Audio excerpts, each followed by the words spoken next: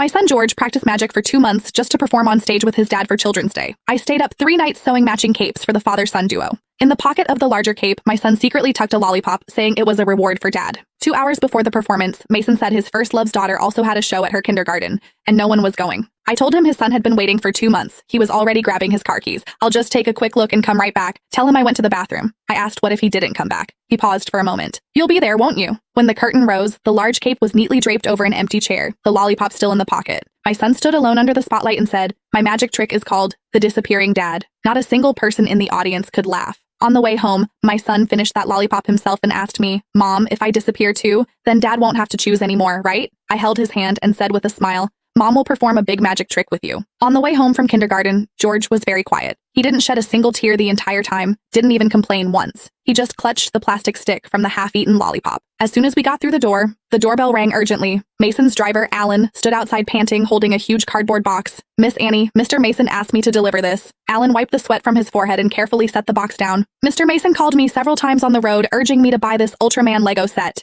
He said he left in a hurry and was afraid George would be upset. So he wanted me to hand it to George personally. Mr. Mason also said on the phone to stop by that dessert shop you always go to, Miss Annie, and buy a taro roll. But the shop was closed today." I looked down at George. George didn't even lift his eyelids. He simply walked around the box, blocking his way, carrying his little backpack, and went straight to his room. Click, the door closed. Alan awkwardly rubbed his hands. "Miss Annie, just leave it. Thanks for your trouble." I calmly closed the door. My phone buzzed. It was a message from Mason on Snapchat. "Daisy was crying so hard backstage she could barely breathe. The situation isn't good. I need to stay and comfort her. Explain to George for me. Did he get the Lego?" I didn't reply. Right then, a new notification popped up. A post from Mia. The photo showed a man's upright figure from behind, bending down to hold a little girl in a princess dress. The caption read, "Thank you for saving a lonely little girl's Children's Day." That silhouette, I'd been looking at it for 10 years. Staring at the glaring image and text on my phone screen, all I felt was deep exhaustion. I calmly walked to my desk, pulled open the bottom drawer, and took out a divorce agreement I'd drafted long ago. Turning to the last page, I picked up a pen and steadily signed my name in the wife's section, Annie Brown. Then I walked to the calendar on the wall. In the box 2 days away, marked with a smiley face and the words family photo, I picked up a black marker and drew a pitch black circle over it. Late at night, the living room lights were off.